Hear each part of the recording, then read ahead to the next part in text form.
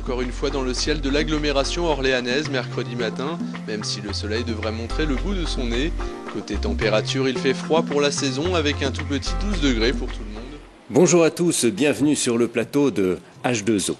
La science météorologique et les prévisions qui y sont associées tiennent une grande place dans nos sociétés contemporaines. Mais on confond souvent la climatologie, qui étudie les phénomènes atmosphériques au niveau planétaire et sur une échelle de temps importante, avec la météo, justement, qui a un caractère plus localisé et plus immédiat. Déjà à l'aube de l'humanité, lorsque l'homme commença à prendre conscience du cycle jour-nuit qui rythmait son existence, il chercha à comprendre les éléments naturels dont il subissait les caprices et à s'en protéger. Il observe les nuages, le vol des oiseaux comme la couleur de la lune pour essayer de prévoir les périodes propices à la chasse ou aux cultures. Les hommes d'alors mettaient bien souvent leur destin dans les mains des dieux ou du chaman de la tribu.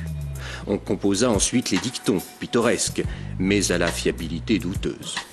L'invention du baromètre à mercure en 1644 par Evangelista Torricelli systématise les mesures météorologiques. Avec la création en 1873 de l'Organisation météorologique mondiale et grâce à une prodigieuse évolution technologique, notamment informatique et satellitaire, les prévisions deviennent de plus en plus fiables et leur précision s'accroît.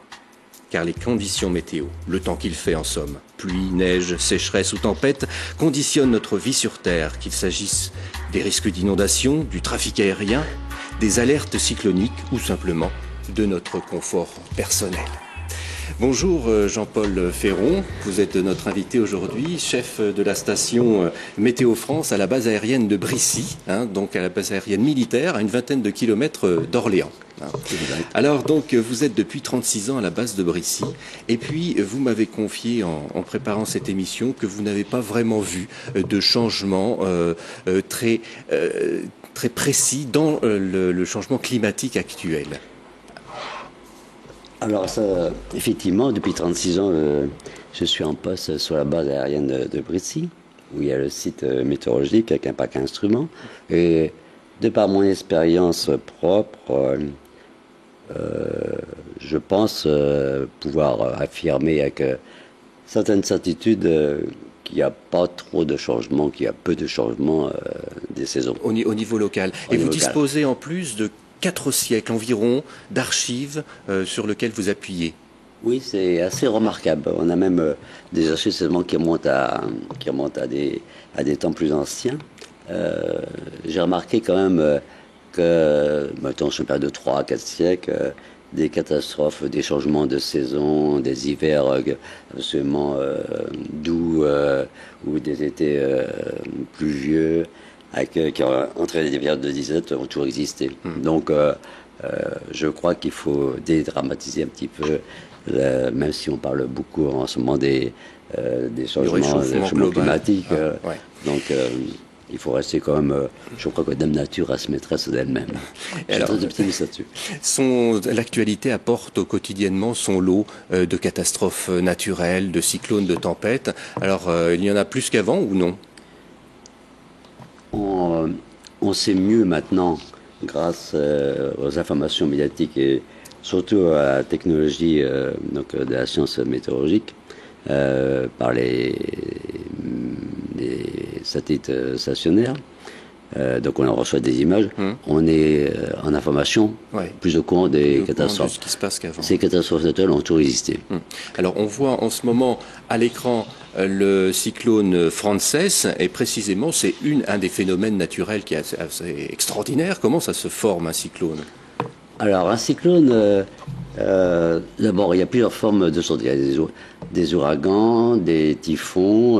Nous on parle de cyclone dans l'hémisphère nord, l'hémisphère boréal. Et généralement ces cyclones se forment lorsque les températures de la mer sur un vaste étendue d'océan sont supérieures à 26 degrés. En plus de ça, il faut absolument entre la limite de la surface et la tropopause, qui est la limite entre l'atmosphère et la troposphère, il faut qu'il y ait une humidité au moins égale est supérieur à 70% entre des altitudes variant entre 3 mm et 6 mm. Jusqu'à des vents qui peuvent atteindre 320 km/h en record. En surface, effectivement, le record que j'ai relevé, bon, il y a peut-être eu des records qui n'ont pas été notifiés bien avant, mais le record, c'est 320 km/h. Alors votre rôle à Brissy, on va voir quelques images précisément au centre de Brissy, c'est avant tout d'informer les avions, les pilotes d'avion du temps qu'il va faire ou qu'il fera lors de leur mission essentiellement. Essentiellement. La base de l'Ambrissy est une base de transport militaire aérien. Donc notre rôle à nous, c'est d'abord d'observer le temps, de prévoir le temps, et puis ensuite d'assurer, ce qui est important, la protection aéronautique de tous les équipages. Ces avions partent soit en France, soit hors de France assez proches, ou très très loin dans le monde entier pour des raisons à caractère, je dirais, d'entraînement opérationnel, mais surtout aussi également humanitaire. Donc notre fiabilité doit être absolue, la plus grande possible. Ouais, et surtout avec une interconnexion en temps réel avec toutes les stations du monde. Exactement. Il y a un libre-échange.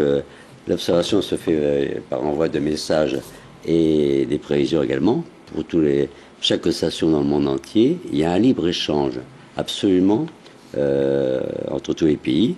Donc quand les pilotes arrivent, que ce soit des pilotes d'origine militaire ou civile, notre rôle à nous, c'est d'assurer sur tout le trajet la protection en cas s'il y a un incident pour pouvoir d'ordre météo, pour pouvoir revenir ou se déposer sur un terrain hors de la route. Alors on vous a vu travailler sur le petit extrait sur les ordinateurs du centre et nous allons observer tout de suite une animation qui est extraite de votre ordinateur et qui vient du satellite Météosat, une composition colorée du 27 juin 2007 à 13h. Voilà cette composition. Vous voyez ça sur votre écran, comment vous l'interprétez, Jean-Paul Ferron? D'abord, je la trouve très jolie, cette image. Bon, c'est une image qui est prise donc, par Météosat, un satellite qui est stationné à 36 000 km au-dessus de l'équateur, au-dessus du golfe de Guinée, qui tourne à la même vitesse que le sens de rotation de la Terre. Et donc, ces images sont prises.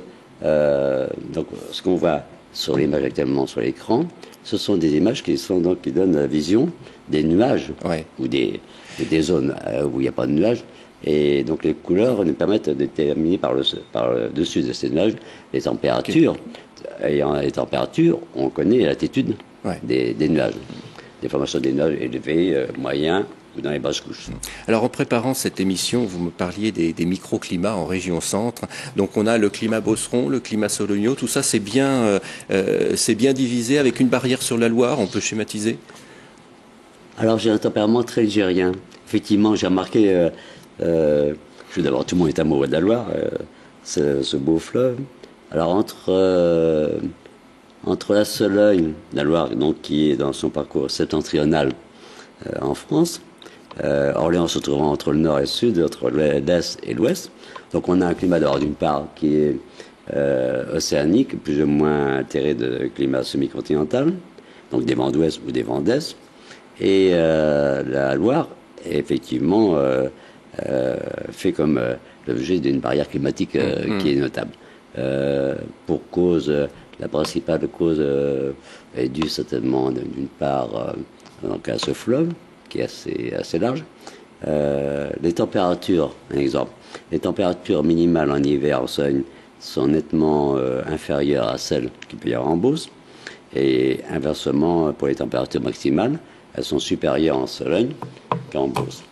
Et ça peut atteindre des écarts de 2 à 3 degrés en moyenne. Alors ce qui m'amuse beaucoup au centre, en préparant cette émission, vous m'avez, malgré tous vos appareils sophistiqués, prévu le temps qu'il allait faire quelques jours plus tard à travers le vol des oiseaux ou les nuages. Vous observez beaucoup la nature. Je pense que d'abord, la météo, bon, c'est une science extrêmement complexe en thermodynamique. Mais je crois, et c'est donné à tout le monde, de regarder son environnement. L'environnement aussi bien végétal qu'animal.